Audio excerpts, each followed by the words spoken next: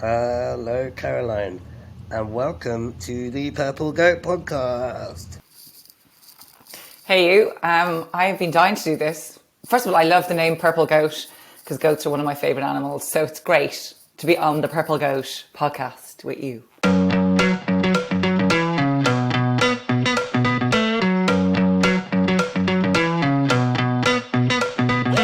It's an absolute pleasure to have you, and I've been very excited too. I was telling my colleagues this morning that this has been in the diary for a while, and I've been very much looking forward to it.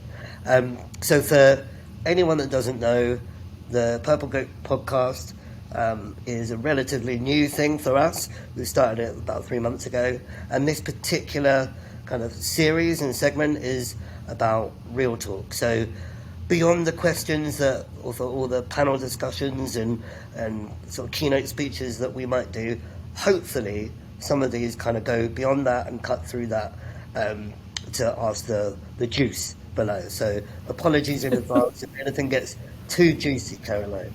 No, I'm up for the juice. I have to say, one of the reasons that I wanted to do this, it's sort of like, it feels like the B-side. Do you know when records used to, for those of you who knew records and vinyl, there was the A-side, which is like the single that made it to the charts, and the B-side. I kind of feel like this is the B-side chat. It's the real chat. The first question, and I suppose this is probably hopefully the first sort of standard question in inverted commas I'll ask you, is just, could you give us the elevator pitch of you, what you do, how you introduce yourself if you're in a bar to someone, who is Caroline Casey, for those that might not know? Oh my God, well, first of all, I thank God I don't have an elevator pitch of who I am. But if I was to describe myself, I often call myself a troublemaker. And I think I am. I'm a troublemaker. I'm definitely a fire starter at heart. You know, I'm known to be a social entrepreneur and an activist and all those things. But I love getting things started. I love tackling the problems everybody thinks are impossible. You know the way people talk about being a data wonk? Well, I'm a real kind of collaboration wonk. I love to see what we can do when we stop adoring the problem and come up to a solution. I love dancing. I definitely am an adventurer. In my heart, I've ridden across Colombia on horses, in India on elephants, all part of my activism. I'm the best. I do think one of the best things I do in the world is I think I'm a good hugger.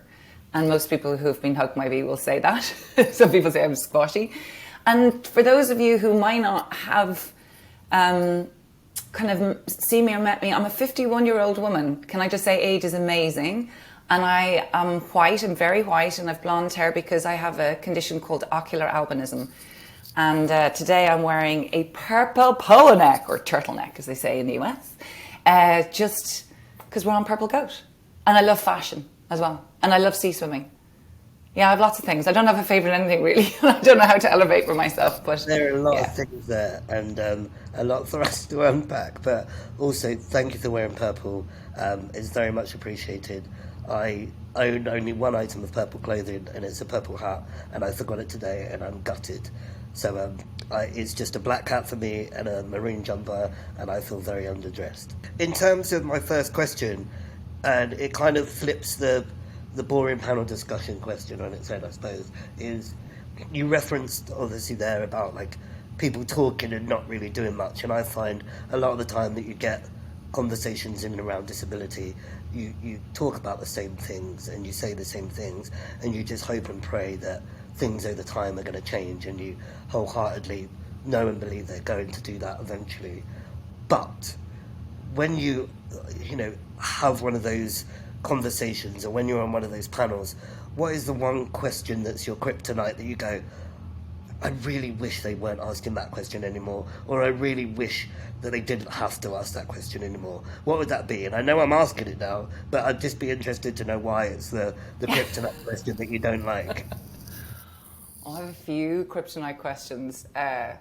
So this is my professional one that I have literally sat on my hands so that people can't see me clenching my fists when I'm asked, so what is the business case for disability in business? I mean, if you could see me now, my eyes are just rolling, and I'm like, are we still there? Like, are we still talking about this? So that's the professional one that makes my skin crawl, and I really have to practice, calm face. So that's the professional one. And the one that still, the fascination about the fact that I grew up not knowing I had this vision impairment because my parents had made a conscious decision not to tell me. I think there's this sort of over fascination with it, really. And so the question that is like going, so do you think your eyes made you who you are? And I think that's in reference to being a troublemaker and sort of being an activist. And I'm like, no, all the bits made me who I am. And if there's anything that would really have crafted the person that is here or molded me, it was my childhood, which was very complex and quite difficult. So the grit that people see, or the humour people see, or the resilience have got nothing to do with my eyes at all. Yeah, I was actually going to ask you a question along those lines later on, but we can say it now. It's like I was fascinated, obviously, by that part of the story, but from the perspective of where you are now, and for me, I'll say almost the polar opposite experience of kind of relationship with disability in childhood, because my parents were just so open about everything to do with my disability and limitation and what I can, what I can't, what I should strive to do. But I suppose in so many ways the result has been exactly the same, and it was almost a reflection more than a question around, we work around so many people that are championing the same thing, have the same values, have the same belief system, but our individual takes on things and our individual kind of journey to get there can be so different, and that's why the beauty of lived experience and different people's bringing them to the table is always so valuable. I just don't know whether you felt that in your role and the people you work with at Valid for 500, you've kind of seen that too. It's so important to have that kind of collective mission and that collective sort of value traits that we all need. But at the same time, regardless of what you've happened before or what you think about very specific things, they're all kind of irrelevant. We've all got our own lives that kind of make us who we are. Yeah, I think it's very interesting, the word disability being such a small word, right? That is supposed to cover such a vast human experience. And even within vision impairment, for example, my sister has exactly the same condition. Her experience is entirely different.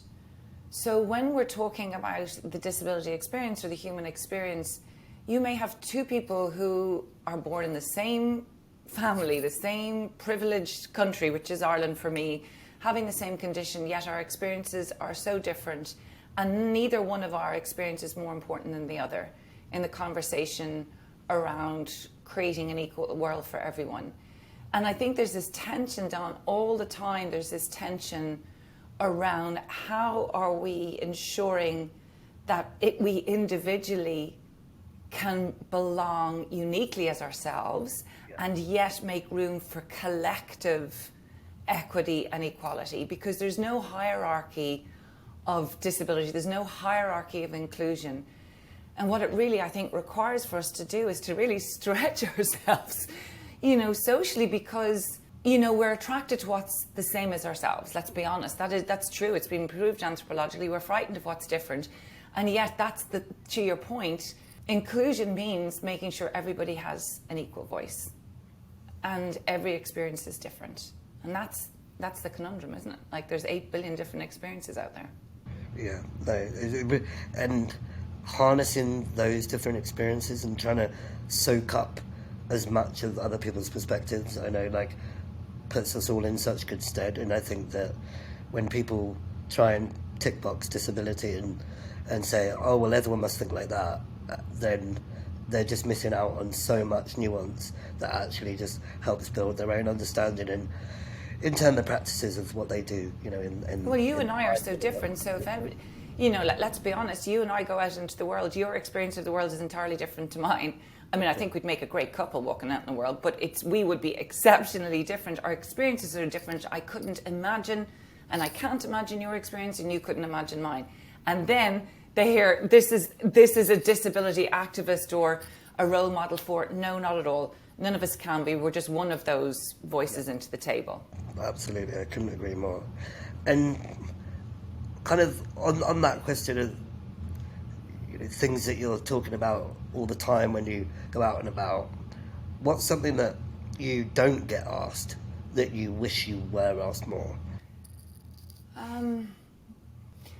I think when we all have lots of multiple identities, don't we? Like I've often been quoted when I say the labels that we have are for packages and jam jars, and I said that a long time ago, and that follows me around.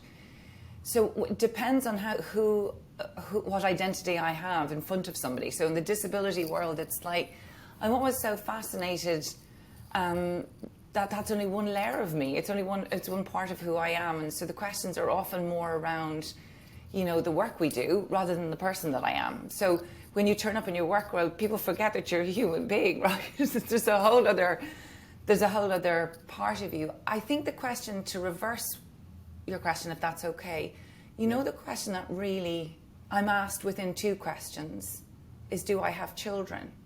And it never ceases to catch me off guard, because somehow it still is a gap in my life, and then the assumptions that people have made why I'm not a biological mum. I'm a stepmom, but why I'm not a biological mum is like, oh, your work was too important, or you were too busy, and that's a question I just find the assumption made about why I'm not a biological mum, and also that it still is very tender in me, and people feel that that's okay to ask, and the assumptions that people make about that are hard. I find that working Dom thinks about disability all day, every day, and I'm extremely passionate.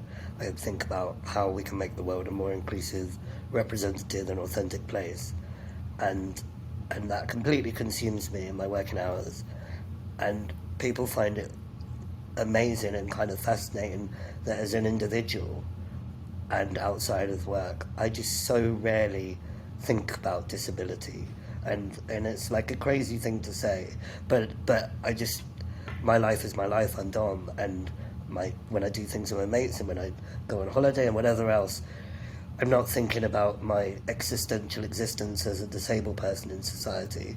Couldn't agree with you more. Just living life, and that throws people off, and they don't understand that you can have a certain way of thinking and a certain way of feeling and passionately do that all day, but then actually you're a human being behind that just is a person, and I find that that's a fascinating thing for people that know us and know that we work in this field, but then think that we just talk about it all day every day, which couldn't be further from the truth. Yeah, it's like having our innie and outie. I've started watching Severance. I don't know if you have watched it. Right, okay, so, but this thing about who you are inside the work, innie, and who are you as an outie, and listening to you say that, yeah, I totally agree with you. Like, people don't realise that I am ambivert. I'm half extrovert and half introvert. And so the outie part of me, like the person that's is out in the world, is quite different to the person that is doing the job, because it's a role that you play, and it's not because it's inauthentic, it's not at all. I might always appear much more confident on a stage. I might appear very confident in a Zoom because I am so passionate about this work, right? I am so passionate, and I can't ever stop being passionate about it. Sometimes I wish I could. But then when you go into my private life, I deeply need privacy. I deeply need to be quiet. And I'm really weirdly shy in company. It all has to be sustainable as well, I think. I think if you were totally consumed all day, every waking hour of your day, then you would eventually not have capacity to think, feel, do. And I think that there's also this, sometimes a realization in the private life of us, that you go, oh, wait a minute, this, the work on the day-to-day level can actually be really consuming and really draining, and the fact that in our professional lives we have to just be rock solid and unwavering in the way that we kind of tackle attitudes to inclusion and disability that sometimes, as you say, make you want to sit on your hands and your blood boil, but you do it with exhausting. style. You know, I think there's a part, and I think you know this, because when you're a founder of something and when you create something and when it is kind of existentially your baby, right? So you can never leave, even when when you kind of shut the door on your day job, when you own or have created a company, a campaign, an initiative, a project, it stays with you. The disability part may not, like, meaning it's only one part of who I am. There's lots of other things. But the part that I would say as a 51-year-old, and can I say I love getting older? I don't love the way it makes me look, right? I definitely don't love that. But what I do love is I don't give a shit as much as I used to about what everybody thought about me. I'm a recovering people pleaser, right?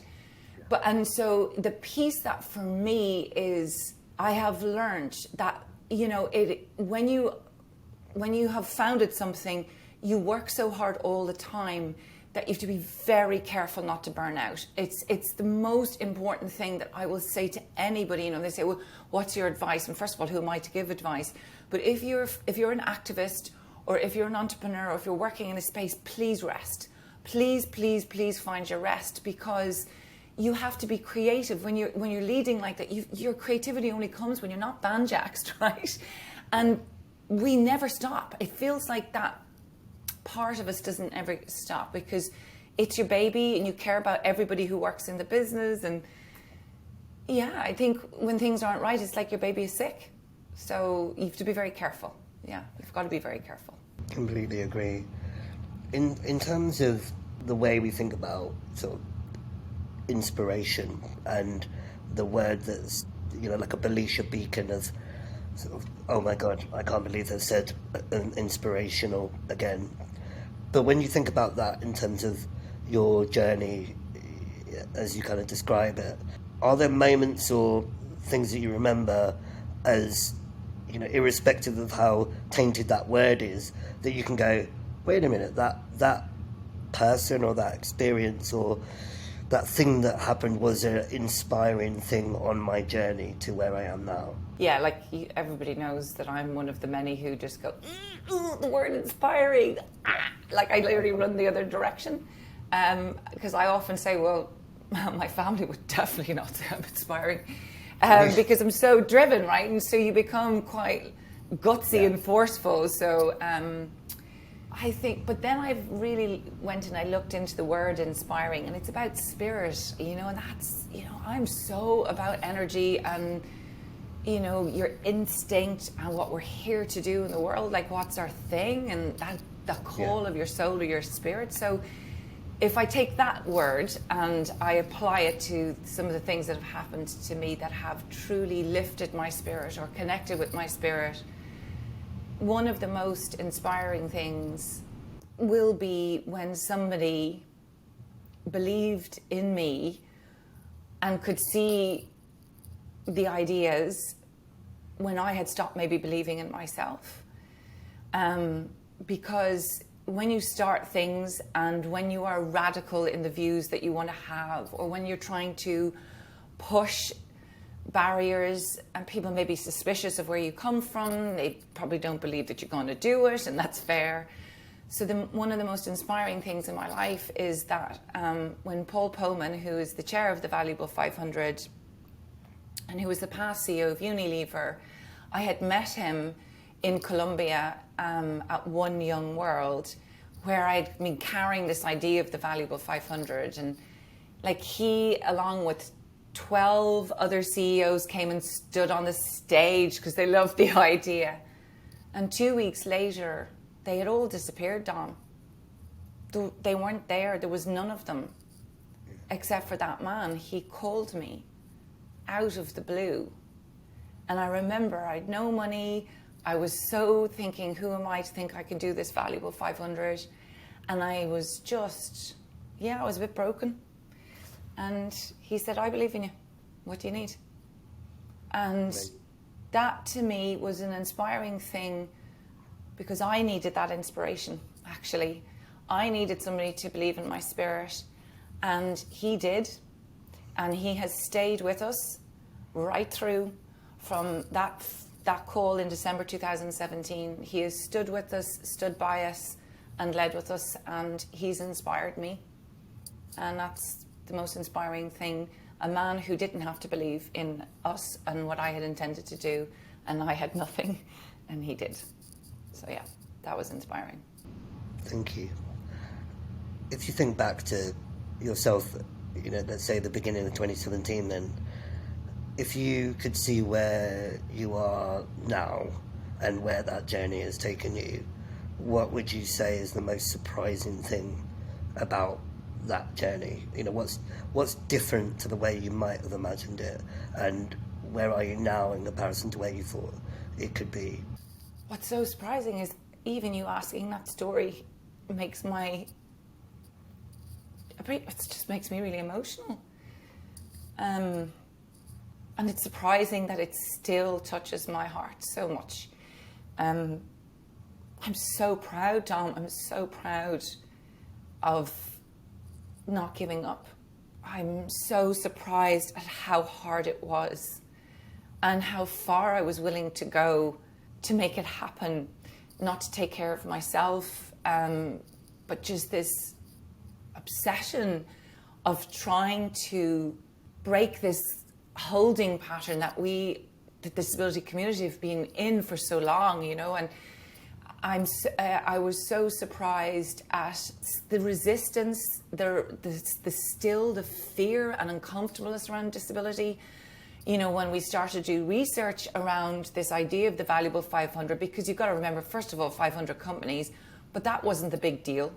It was the 500 CEOs that we were looking for their intention and leadership. That was the big deal, and that we would get them, to sign their name and take personal responsibility.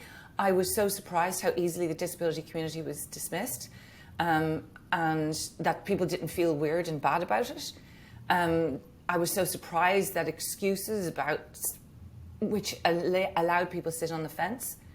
And then I was so surprised that I just would not give in. There were so many things that should have stopped us remortgaging my home, having no money. Literally, I'm not joking. I have stayed in less salubrious places in London, which I discovered were brothels, because that's all you could even have. Honestly, the things that you would do in the places you would go. And I am just, if I could say to that woman back then, is could you just do it a little easier on yourself? Could you just not be so hard on yourself? But you've got to remember, and the reason that I get emotional, because you must remember the valuable 500 was birthed because my father died. And so in his name, and in the last few years since we started all this off, several very close people to me have also passed away. And so you really learn the value of your life. And I think that's the thing I really understood, is that you're willing to go that far. You should have been gentler on yourself, but I am so proud that we didn't give up. And to all the naysayers and the eye rollers and all of that stuff, and we're here, and then we just launched this extraordinary piece of work at Davos last week. And I kind of wanted to turn around and put my arms out into the team and to Paul Pullman and say, we're still here. We're still doing it. And I'm better. I don't cry as much anymore, so that's good. Oh, amazing, thank you. Can you explain a little bit about what you shared at Davos and what that kind of means, the valuable 500 in the year ahead as well? Well, I think just in relation to that last question, since we launched the search for the valuable 500 on the main stage of the World Economic Forum, to be able to go back every year, whether you like WEF or you don't like WEF, it is one of the premier places where you see leadership and power convene. So that's where we want to be, right? And we've had a press conference every single year after, because it wasn't a one-stop shop. We weren't just going to blast out like some meteor and then blow ourselves up. We wanted to have sustainable change to ensure the position that we fought so hard for is maintained, and disability will never fall off that main, conversation again. So coming back to the World Economic Forum this year, Not only are we back with the 500 built, it is the world's biggest global partnership of 500 companies and their CEOs working collectively to end disability exclusion, and that's through business and collective action. To state that again and go, did we do that? We did. We're 21 million employees and 23 market cap and 64 sectors. Wow, amazing. But then the audacity of what we did launch, which was to say, right, now we have you, we broke the CEO's silence, isn't that great? Maybe I should have retired and gone off to Miami with you, Dom, and then it would be fantastic. But when you create something like that, what do you do with it? Well, as far as I'm concerned, we bring the collective might of that influence against the most complex system problems. So what we've done is we launched a white paper on inclusive reporting. And that is the underpinning challenge we will be announcing in a few months' time, where we'll be asking every one of our valuable 500 companies to report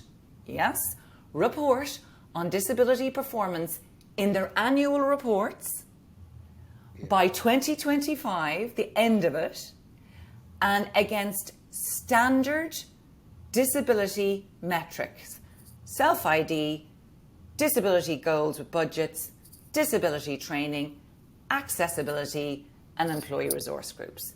Now, Dom, if we can do that, holy shit, that's a system breaker. And I don't know if we can, but what we also made an announcement for is that we, the valuable 500 team, are going to do our own reckoning and our own accountability, and we will open up on the end of December 2025 the results of our challenges to business over the next 3 years. So it's all about accountability. And I'm terrified. I'm terrified. But we've been here before. If you're terrified, the 500 businesses are going to be a bit more terrified, maybe. Oh, I think they are. Yep. But that's... Everyone needs a push, as we all well to know. Unless something's on your lap and it's something you have to do, are you going to do it? No, you're not. And that's just the reality of human nature, is that unless I'm being tasked with something and that's what I'm supposed to be doing, am I going to give myself more work to do that on top of everything I do? Probably not. Obviously, you mentioned around the end of 2025. Do you see that as being the next wave of, next marker in the sand, should we say? Is there going to be a lot that comes out in the wash in 2025? Do you think there will be almost resetting the scales for actually what we need to start thinking about and looking into when it comes to disability inclusion, in the workplace and beyond? Yeah, so in our minds that, we've set this accountability date for ourselves because we can't hold companies accountable, right, without holding ourselves accountable. And frankly, we do have to do that. We have to put a line in the sand down. We have to, for all of us to sort of, first of all, what is and what's not working. So, this is what's incredible about the Valuable 500, having this partnership with 500 companies. And by the way, reporting is only one element of what we'll be doing, because we'll be talking about leadership and representation.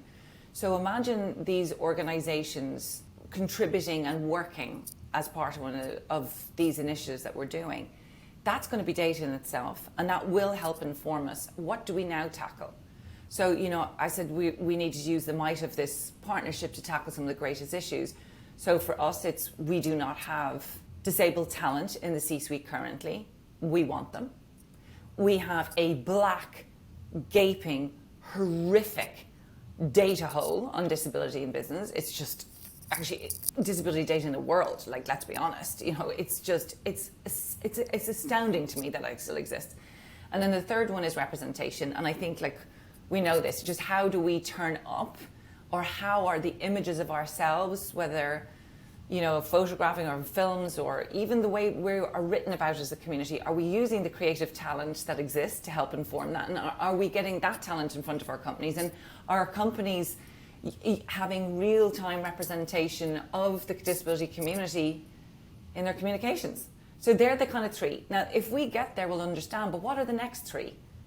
And I mean, for me, I mean, I'm obsessed with supply chains. I think we should be doing that, but that might be different. You know, I just think then in this meeting, which I hope that you and the community will also be coming to, it's not just the valuable 500 companies will be talking about their journeys, but then let's do this great big thinking on what is the next place that we're all going to convene our energy. So, but it has to come from the community, and it has to come from businesses informing themselves because they've been acting. You know, there's no point thinking about it. I want to know, what did you learn when you were acting on it? What are the bigger problems? No, absolutely.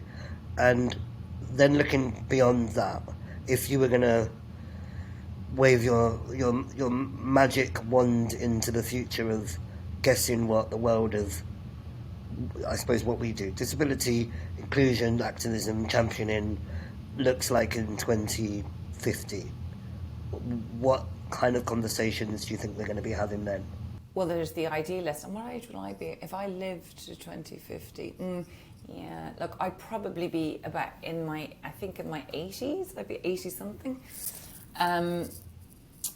First of all, things like the valuable 500 do not exist. There's none of that shit and caboodle. We don't need that because, I mean, in the idealist world that we live in, what we would like to truly see is that our companies are reflective of the true representation in our societies inside their four walls. Do you know? That it is, we stop the hustling. We stop having to make the case for disability, LGBTQIA, and race and gender parity, and that hustle has stopped, and we have found a framework for universally inclusive cultures in our businesses individually and within the business system, with a low tolerance for anything other than that. And I think that is what success looks like. For me, if you want my honest opinion, is that we stop having these the poster children for, right? So that disability becomes so normative that we see us everywhere, and it doesn't have to be the poster child for this, you know, because it's just so much part of our fabric. And that we see disabled talent in leadership positions, not talking about disability. Now, wouldn't that be incredible? I'd love to see more disabled prime ministers. I would love to see more CEOs who have lived experience. And actually, they're not talking about disability. They're talking about the business of running a country, the business of running a university, the business of running a business. And I think, look, there's no doubt about it that it's this on the other end of the scale of which we work on in the business side is the word all.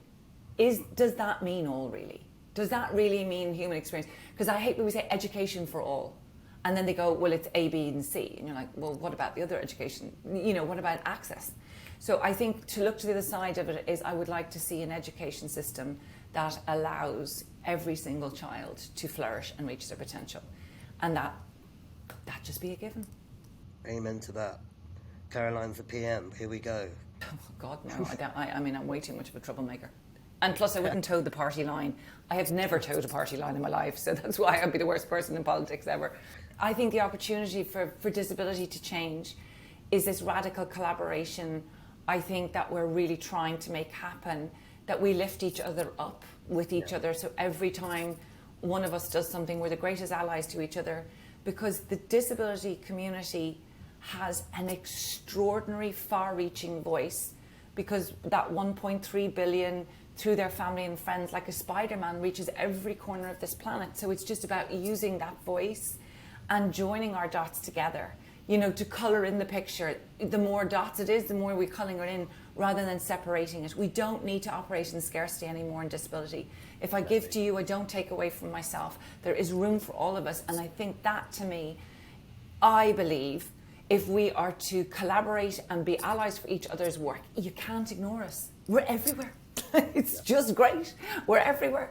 Yeah, people actually find that almost, they find it surprising or unusual that when we say that, oh no, like, we want there to be more organisations like us. We want to work with other partners. We don't want to be an island, because that isn't the way that we're going to create change. You know, as Purple Goat Agency, like, we want to work with other like-minded organisations everywhere, because actually that will bring about the best solution, the best product, but also bring about the largest noise. And we need the noise too. And you've obviously done it with 500 global corporates, and that's created a hell of a lot of noise. But then you're also doing it on the other side of things, building relationships with those disability-led organisations that actually it's just so valuable and so powerful when we all kind of sing from the same hymn sheet and bring our own kind of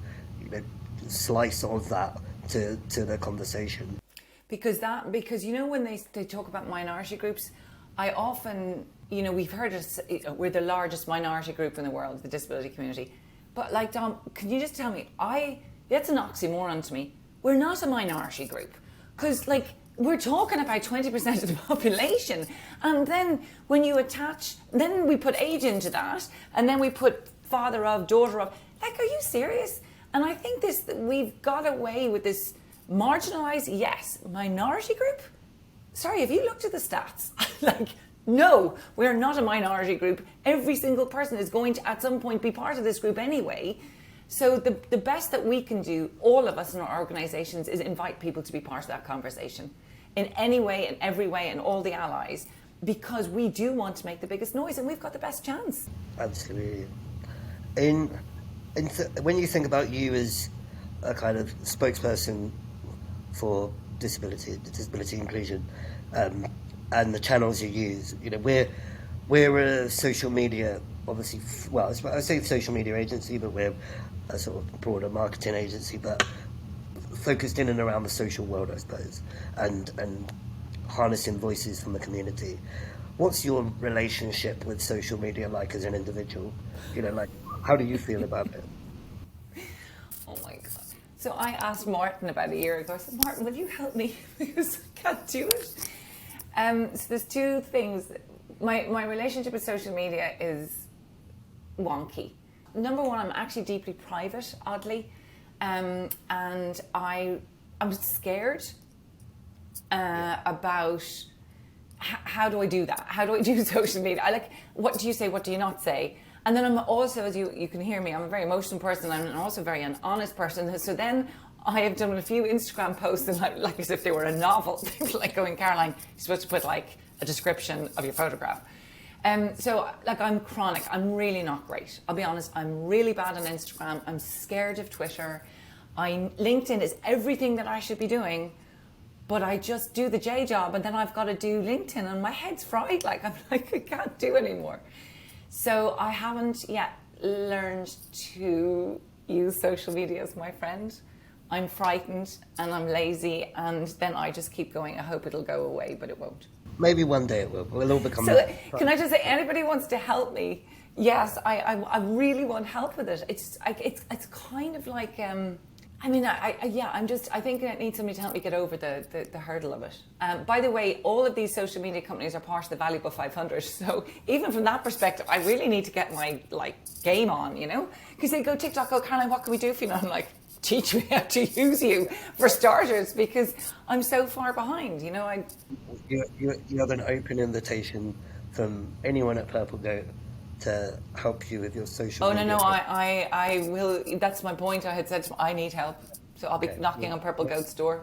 My final question, I suppose, I would love to know, in 2001 you trekked on the back of an elephant across India. What is the one fact about elephants that is the most amazing? So the most amazing fact is that elephants run exceptionally fast. Now, I mean exceptionally fast. And when I sat on the back of my elephant, when she got a very, very bad shock, I had been plodding with my elephant. She would go 4 kilometers an hour. I was nice and when she got frightened, it was like an Olympic athlete, and you don't I didn't have anything to hold on to. There are no reins, right? So you're clutching on with your legs around this elephant's neck in a jute rope and going, please make this stop. I am now going to find myself dead because I'm going to be thrown off an elephant who's gone at Olympic speed. So you just don't imagine that elephants move fast. Yeah. They can move very fast and very slow. Where do goats rank on your animal ranking compared to elephants? I am one absolute passionate lover of Greece. Okay, so I adore Greece. It's where my spirit just does what she needs to do. And who are the best animals in the world in Greece? The goats. And for all the time that I've gone to Greece, I can hear the goat bells as they come down from the mountains. And I think my father was a goat character, and I'm a bit of a goat character as well. We can get ourselves into crazy places and survive on very little and imagine things are always going to be better. So a goat is a very special animal for me. But I will not compete a goat against an elephant or a horse. That's not fair. I just love them all. All our goats will pay you later. That is the right answer. So thank you very much. Caroline, thank you so much for being on the Purple Goat podcast with me.